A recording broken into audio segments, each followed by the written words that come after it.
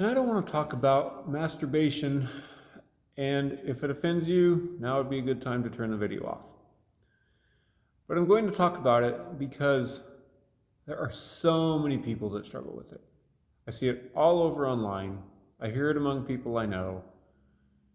And the misunderstanding causes so many people such pain and heartache and confusion and guilt that it needs to be talked about in a healthy way. Or rather, it needs to be explained truthfully. That's a better way to put it.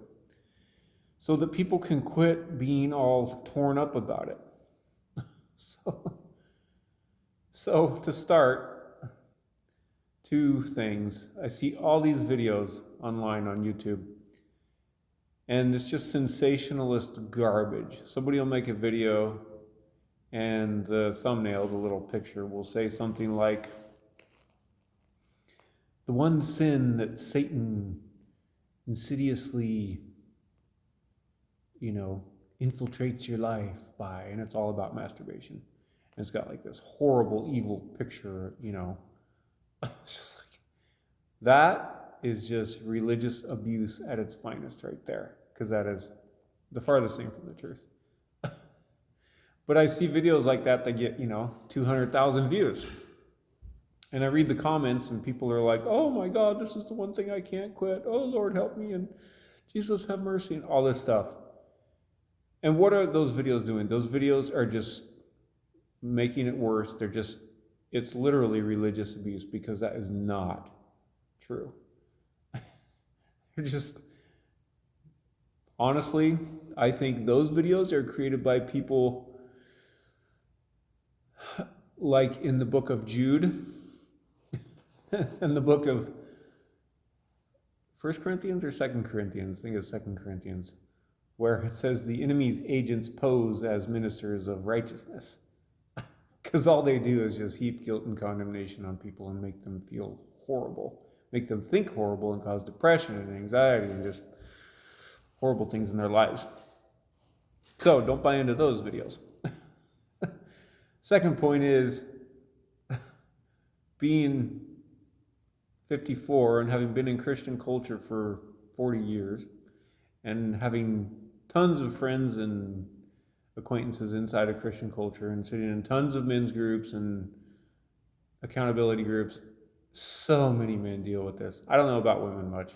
I haven't talked to many of them about it. But most guys deal with this, and many of them struggle, and they have the wrong ideas. And mainly because they think it's a much bigger deal than it is. So I'm going to do this. Why? Because I'm trying to help people. I'm trying to help. Because it's no fun to live that way, where you're just stuck in, where you're just beating yourself up and you're living in mental misery all the time because of something you shouldn't be. So, first point about it, to help us think about it in a healthy manner, is that God never mentioned it once in the Bible. Not once. None of the people that wrote the Bible ever said one thing about it. There's one story in the Old Testament where it says the guy cast his seed on the ground, but that was because he was like breaking his duty to carry on the line for his deceased brother or something along those lines, and it says God was upset with him. But that's why it wasn't masturbation. It was a totally different thing. But nowhere else in the Bible is it mentioned. That's a clue. If God doesn't mention it anywhere in the Bible, he doesn't care. Okay? Second point I want to make is that we have to define sin. This sin is defined by, or something, I should say, something becomes sin when it hurts somebody at a most basic level. So take anything. You can take food, you can take alcohol, you can take marijuana, you can take television, you can take cars, you can take anything innocuous, just things, movies, music, whatever. And they're just things. And they only become sinful in somebody's life when they start to hurt the person partaking of them, or they hurt someone around them, right? So you could say, like, alcohol is not sinful in and of itself. And to drink alcohol is not sinful in and of itself. When is it sinful? When it hurts the person, or that person hurts somebody around them by drinking alcohol. Okay? It's the same with masturbation. It only becomes sinful if it hurts the person or if it hurts somebody around them. Okay? And most of the time it doesn't. Why? Because it's usually done by yourself. Right? And without getting too graphic, yes, porn hurts the porn stars. So we don't want to, person shouldn't use porn when they're doing it. But other than that, and I don't mean to get too graphic, but generally speaking, it's done by oneself in private and it's not hurting anybody, which is why it's not sinful. Okay? Now, if a person is staying there and not doing anything to rectify the situation, i.e. looking for a spouse, then he's hurting himself. So we should always be seeking the solution to masturbation. What's the solution? Getting married and having sex. That's the solution to masturbation. Okay? And we don't get married only for that reason, but we get married for many other healthy reasons, and masturbation goes away, theoretically, in a healthy marriage. Although many of the people I've talked to still deal with it after marriage, but that's because the marriage was unhealthy. In a healthy marriage, ruled by the Lord, masturbation won't be an issue because there will be plenty of sex. It's like it says in the Bible. It says it in Proverbs and it says it in 1 Corinthians. Proverbs says, Solomon said, rejoice in the wife of your youth and let her breasts satisfy you at all times. Okay? And then Paul says in 1 Corinthians, stop depriving each other only for a time for the purpose of prayer, but then come back together so you're not tempted, right? And then he says, let the man fulfill his duty to his wife and let the wife fulfill her duty to her husband. In other words, give each other sex because you need it, to put it in plain English. And then he says the man doesn't have authority over his own body, but the woman does. In other words, if the woman wants to have sex, the man should do it. And then he says the woman doesn't have authority over her body, but the husband does. In other words, if the husband wants to have sex, the woman should say yes. Just saying, straight out of the Bible. So that's the solution, to backtrack. The solution to masturbation is sex in marriage, right? That's the goal, the healthy goal. That's God's standard for sexuality. Inside of marriage, have a lot of sex. Okay?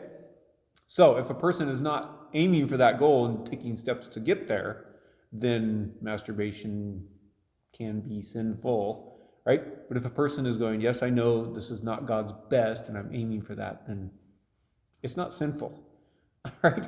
Because you can't just get married overnight. It takes years usually to find the right person and get married and have a successful marriage. But, okay, and the next point I want to make about masturbation is that generally people view it as wrong, and especially inside of Christian culture, because there is a sinful, wrong view of sex in general, which is completely wrong. Because who created sex? God did. He created the various parts, male and female, and he created the orgasm for both parties. Like, that's God's creation. It's not the devil's creation. It's not a perversion of mankind. Sex is God's creation. And it's a picture of his value for love. Okay? That's what we need to get straight in our minds. So it's not wrong to want sex. It's not bad to have sex. That your sexuality is a God-given gift. And we need to honor it by what? By getting married, having a healthy marriage, and having a lot of sex. Okay? So masturbation should be a temporary fix, for lack of a better word. Temporary action is a better word. until we reach that. Okay? So, but overall, generally speaking, masturbation is not a sin. If it's not hurting somebody, then it's not, and it's not this huge, gigantic thing that people blow out of proportion. And speaking of blowing out of proportion, here's the last point I want to make about it. It's such a small thing, it's such a small concern of God's, when there are massive, it's like the cut over here that's bleeding that needs a little Band-Aid, right? And a little hydrogen peroxide that everybody focuses on and screams about inside the church like it's this horrible, terrible thing. When over here, behind the scenes, in the spiritual realm and in people's spirits and hearts and minds and wills and emotions, there are huge, horrible spiritual, mental, and emotional wounds that cause far more damage that people don't even see and don't even think about and don't even care about. And those things cause all manner of sin, not just masturbation, or not just sexual immorality, I should say. Those things are usually at the root of why people don't get married. And so masturbation is just an indirect result of those things.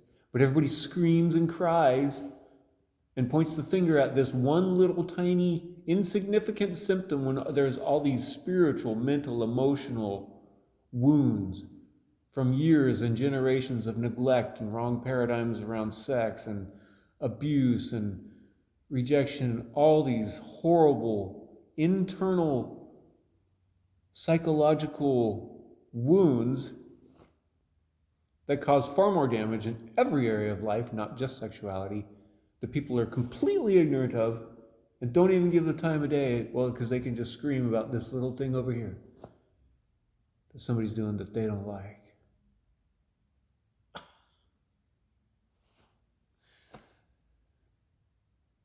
Don't get stuck on insignificant crap.